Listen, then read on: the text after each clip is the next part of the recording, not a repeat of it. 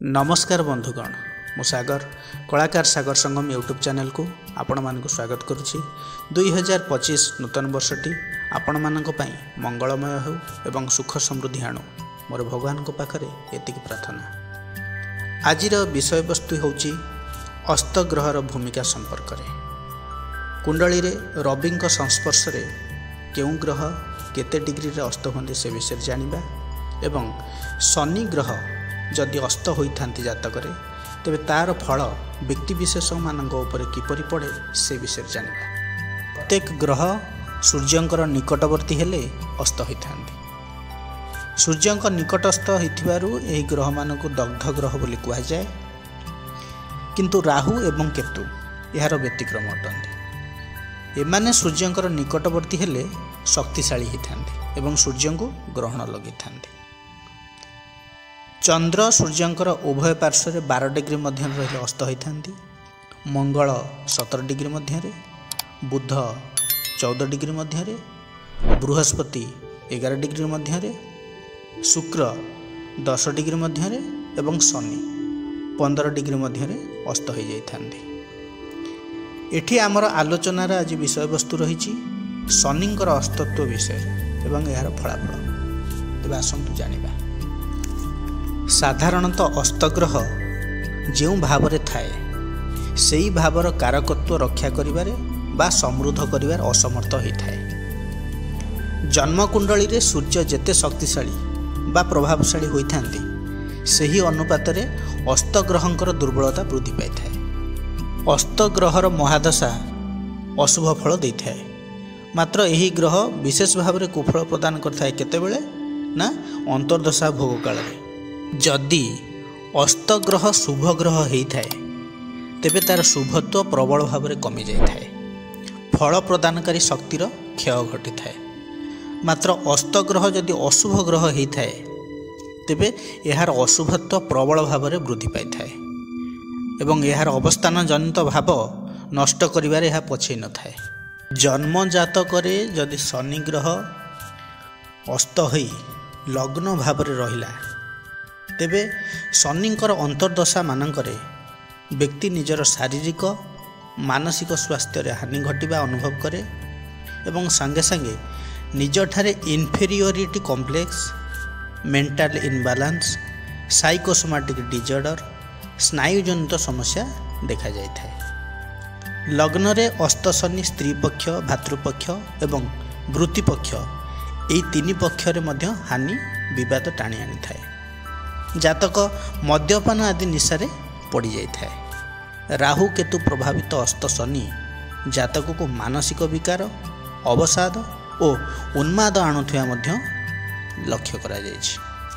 द्वितीय भाव में अस्त शनिंकर अवस्थान जोगु शनिंकर अंतर्दशा मानकरे व्यक्ति धन पदमर्यादा हराइबा संगे संगे कुटुंब बंधुबांधव संपर्क में मध्य हानि घटाई थाए। धन और मान हराइबार भय सर्वदा लगी रही है।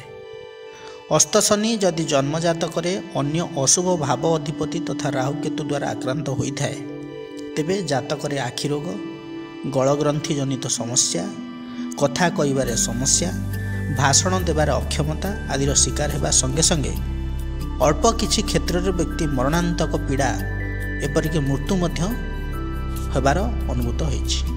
तृतीय भाव में अस्त शनि रहिले शनिंकर अंतर्दशा रे व्यक्तिंकर सान भाई विभिन्न समस्या सम्मुखीन होइथांती तथा व्यक्ति सान भाई और भौणी भाई मध्य हैरान होइथांती। मस्तिष्कर विचारधारा नकारात्मक होई जातकंकर साहस लोप पाई जाइथाए। लेखालेखी जोगु असुविधार पड़ी जिबा, कान रे समस्या आदि देखा जाइथाए। राहु केतु एवं अन्य अशुभ प्रभावित अस्त शनि व्यक्तिंकर आयुष ह्रास करने सह कांध हाड़, बाहु, स्नायुजनित समस्याग्रस्त होइजिबा तथा मतिभ्रम परि मानसिक रोग मध्य देखा देइथाए। तेबे शुभ प्रभाव रे थिले जातक गुप्त ज्ञान प्राप्ति रे किछिटा सफलता पाई थाए। चतुर्थ भाव में अस्त शनिंकर अवस्थान जोगु शनिंकर अंतर्दशा रे व्यक्तिर सर्व प्रकार सुख, भौतिक और मानसिक सुख व्याहत होता है। विद्यालाभ तथा माता को नहीं विभिन्न समस्यार सम्मुखीन होता है जातक। ଅସ୍ତଶନି ବିଶେଷକ ଭାବେ କୁପ୍ରଭାବିତ ହୋଇଥିଲେ ଜାତକର ଧନ ସମ୍ପଦ କ୍ଷୟ, ମାତୃହାନି, ବୈବାହିକ ଅଶାନ୍ତି ତଥା ହୃଦରୋଗ, ଛାତି ଯନ୍ତ୍ରଣା, ପେଟଜନିତ ଅନ୍ୟ ରୋଗ, ସ୍ତ୍ରୀ ଲୋକମାନଙ୍କର ସ୍ତନଜନିତ ସମସ୍ୟା ଦେଖାଯାଇଥାଏ। ଗୃହ ଓ ଭୂ ସମ୍ପତ୍ତିକୁ ନେଇ କଳହ ଉପୁଜିଥାଏ। ଯାନବାହନ ବ୍ୟବସାୟରେ କ୍ଷତି ଆଦି ଅନେକ ଘଟଣା ଆମ ଅଭିଜ୍ଞତାର ପରିସରକୁ ମଧ୍ୟ ଆସିଛି। ଅସ୍ତଶନି ପଞ୍ଚମ ଭାବରେ ଅବସ୍ଥାନ ଯୋଗୁଁ ଏହାଙ୍କର ଅନ୍ତର୍ଦଶାରେ ବ୍ୟକ୍ତି ସନ୍ତାନ ସମସ୍ୟା, ଉଚ୍ଚଶିକ୍ଷା ପ୍ରାପ୍ତିରେ ବାଧା, ସୃଜନଶୀଳତାରେ ଶିଥିଳତା, ରୋଗ, ଋଣ, ଶତ୍ରୁ ବୃଦ୍ଧି ଆଦି ହୋଇଥାଏ। ଅସ୍ତଶନି ରାହୁକେତୁ ଆଦି ଦ୍ୱାରା ଅଶୁଭ ପ୍ରଭାବିତ ହୋଇଥିଲେ ଜାତକର ଧନହାନି, ସନ୍ତାନହାନି, ପେଟଜନିତ ଆଦି ରୋଗରେ ଆକ୍ରାନ୍ତ ହୋଇଥାନ୍ତି। ବ୍ୟକ୍ତିର ସ୍ପେକୁଲେଟିଭ୍ ଇନଭେଷ୍ଟମେଣ୍ଟ ପ୍ରବଳ କ୍ଷତିକାରକ ହୋଇଥାଏ। ଷଷ୍ଠ ଭାବରେ ଅସ୍ତଶନିଙ୍କର ଅବସ୍ଥାନ ତାଙ୍କର ଅନ୍ତର୍ଦଶା କାଳରେ ରୋଗ, ଋଣ, ଶତ୍ରୁର ପ୍ରବଳ ପ୍ରାଦୁର୍ଭାବ ବ୍ୟକ୍ତିଙ୍କଠାରେ ରହିଥାଏ। ଚୋରି ଓ ଠକାମିର ଶିକାର ହେବା ସହ ବିବାଦୀୟ ମଧ୍ୟ ହୋଇପଡ଼ିଥାଏ। ମାତୁଳ ସୁଖହାନି, ମାନ ସମ୍ମାନରେ ହାନି ଦେଖାଯିବା ସହ ବିକ୍ଷୁବ୍ଧ ମାନସିକତାର ଶିକାର ହେବାର ସମ୍ଭାବନା ବଢ଼ିଯାଇଥାଏ। ଏହି ସମୟରେ ଜାତକଙ୍କର ଜୀବନସାଥୀ ଦୁଃଖ କଷ୍ଟ ଉଠାଇଥାନ୍ତି। ରୋଗ ମଧ୍ୟରେ ଅଣ୍ଟା, ମୂତ୍ରାଶୟ, ତଳିପେଟ, ଆଖି ସମ୍ବନ୍ଧୀୟ ସମସ୍ୟା ଦେଖାଯାଇଥାଏ। କଫ ବୃଦ୍ଧି ସହ କାରାଗାରରେ ବନ୍ଦୀ ହେବାର ଭୟ ମଧ୍ୟ ରହିଥାଏ।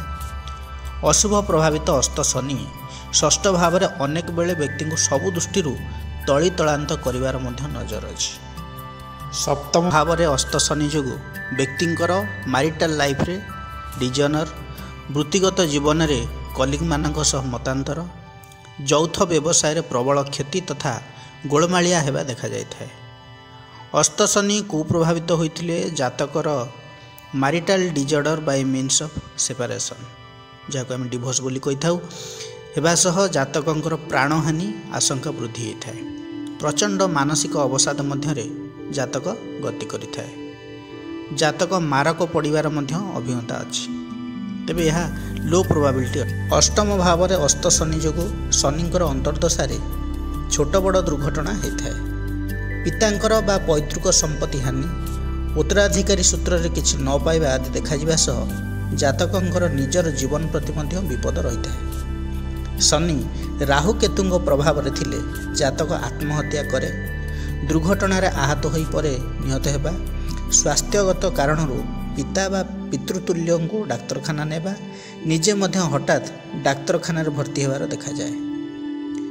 ଏତଦ୍ ବ୍ୟତୀତ ଜାତକଙ୍କର ଜୀବନସାଥୀ ସହ ସମ୍ପର୍କରେ ଫାଟ ଆସିବା, ଦାମ୍ପତ୍ୟ ସୁଖହାନି ହେବା, ସ୍ୱାମୀଠାରୁ ସ୍ତ୍ରୀଠାରୁ ଅଲଗା ରହିବା ଆଦି ମଧ୍ୟ ପରିଲିଖିତ ହୋଇଥାଏ। ରୋଗ ମଧ୍ୟରେ ଯଦି ଦେଖିବା ତେବେ ଗୁପ୍ତାଙ୍ଗ, ଯୌନାଙ୍ଗ ଜନିତ ସମସ୍ୟା ବଢ଼ିଯାଇଥାଏ। ନବମ ଭାବରେ ଅସ୍ତଶନିର ସ୍ଥିତି ତାର ଅନ୍ତର୍ଦଶାରେ ଜାତକ ତାଙ୍କର ଧାର୍ମିକ ବିଚାରଧାରାରେ ନକାରାତ୍ମକ ଭାବ ଦର୍ଶାଇଥାନ୍ତି। ତାଙ୍କର ପିତା ବିଭିନ୍ନ କାରଣରୁ କ୍ଷତି ସହିଥାନ୍ତି। ସନ୍ତାନ ସନ୍ତତି ମଧ୍ୟ ସମସ୍ୟାଗ୍ରସ୍ତ ହୋଇଥାନ୍ତି।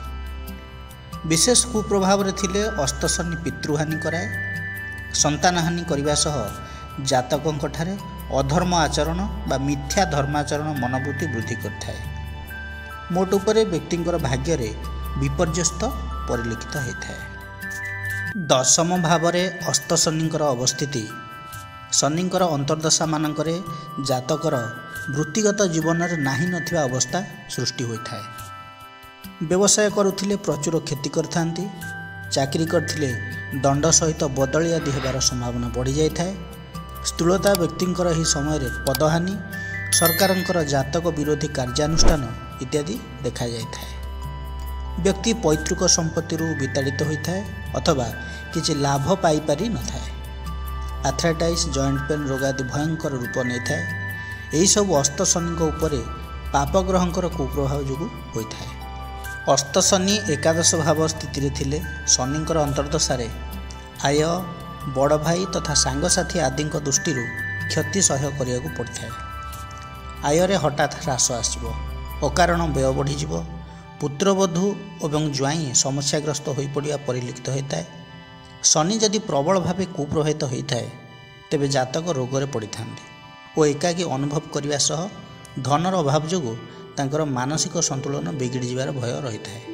ଦ୍ୱାଦଶ ଭାବରେ ଅସ୍ତଶନି ଅବସ୍ଥିତ ଥିଲେ यार अंतर्दशारे साधारणतः व्यक्ति सुख रहित होई दाम्पत्य अव्यवस्था अलग आदिर शिकार होता। शଯ୍या सुख प्राप्ति न हेबारु जातक उदासीन रहिबा एवं धर्म दिग को चलिबा नचेत लंपट हेबा पर स्त्री पुरुषगामी हेबार संभावना बढ़ी थाए। अस्त शनि यदि प्रबल भाव प्रभावित होता तेबे जातक राजदंड पाइबा सह दीर्घकालीन भाव हॉस्पिटलाइजेशन बा मेडिकेशन रे रही था। व्यवहार असंभाल होगा जो जातक मद्यपान आदि निशाग्रस्त होबार देखा जाए। बंधुगण, यह थिला अस्त शनिर प्रभाव विषय रे। जदि वीडियोटी आपण मानकु भल लगी थाए तबे लाइक शेयर कमेंट करिया को जमारे भी भूलियो नहीं। और हाँ, जदि मो चैनल को सब्सक्राइब करना तेबे सब्सक्राइब करंतु, जहा फल कि मो वीडियोर प्रथम नोटिफिकेशन आपण माने पाई परिबे। पुणी आसीबे आउ गोटे नुआ अध्याय को नहीं। से पर्यंत रहूची नमस्कार।